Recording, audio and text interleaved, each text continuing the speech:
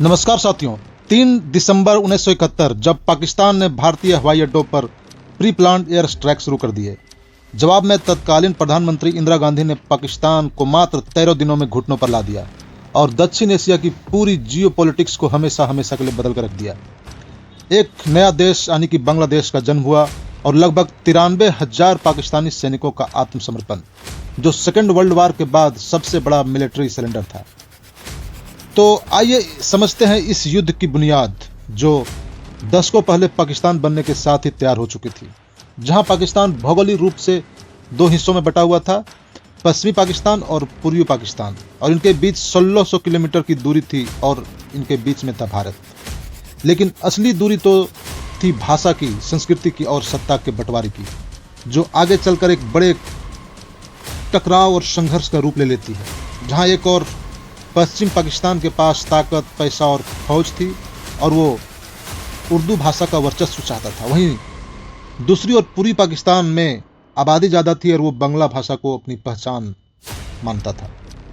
असली टकराव की वजह बनी 1970 का चुनाव, जब शेख मुजीबुर रहमान की पार्टी अवामी लीग ने चुनाव में बहुमत हासिल किया, जो कि पूर्वी पाकिस्तान से आते थे। लेकिन पश्चिम पाकिस्तान के नेताओं और मिलिट्री लीडरशिप ने सत्ता सौंपने से साफ इनकार कर दिया।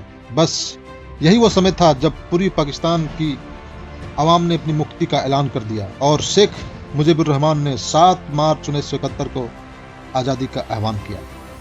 और उसके ठीक बाद यानी कि 25 मार्च 1971 को पाकिस्तानी सेना ने ऑपरेशन सर्च लाइट शुरू किया। ऑपरेशन सर्च लाइट, जिसके कारण एक राजनीतिक विवाद खुली जंग में तब्दील हो गई, जिसने बातचीत के सारे रास्ते बंद कर दिए। और इस ऑपरेशन का उद्देश्य सिर्फ दमन करना भर नहीं था, बल्कि बंगाली बुद्धिजीवियों, छात्रों, नेताओं और राष्ट्रवादी सोच रखने वालों की पूरी पीढ़ी को खत्म करना था। इस क्रूरता का पैमाना बेहद भयावह था। कुछ ही महीनों के अंदर लाखों बेगुनाह लोग मार दिए गए और लाखों लोग भागकर अपने पड़ोसी देश भारत में शरण लेने पहुंच गए। इस मानवीय संकट ने भारत को इस संघर्ष में शामिल होने के लिए मजबूर किया, क्योंकि अब ये पाकिस्तान का अंदरूनी मामला नहीं था। पाकिस्तानी सेना का दमन का जवाब भी मिला, जब आम बंगाली नागरिक और बागी सैनिकों ने हथियार उठा लिए और बनाई मुक्ति वाहिनी। और मुक्ति वाहिनी ने पाकिस्तानी सेना के खिलाफ गुरिल्ला युद्ध छेड़ दिया।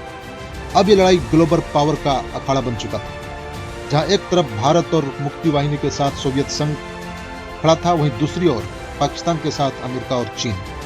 अब दक्षिण एशिया का शक्ति संतुलन दांव पर लग चुका था। और फिर जब पाकिस्तानी सेना ने 3 दिसंबर 1971 को भारत पर हमले शुरू किए, जिसका जवाब भारत ने पूरी ताकत से दिया और मात्र 13 दिनों के अंदर युद्ध का नतीजा साफ हो गया। इस युद्ध का परिणाम पूर्वी पाकिस्तान को आजाद करने के बाद बांग्लादेश का उदय हुआ और दक्षिणी एशिया में शक्ति संतुलन का नया अध्याय जुड़ गया। 93,000 सैनिकों का आत्मसमर्पण पूर्वी मोर्चे पर पाकिस्तानी सैनिक की हार का साइज बताता है। इस युद्ध ने भारत को एक निर्विवाद पॉलिटिकल और मिलिट्री पावर होने का वर्चस्व स्थापित किया। तो दोस्तों, इस वीडियो में इतना ही। मिलते हैं नेक्स्ट वीडियो में। धन्यवाद।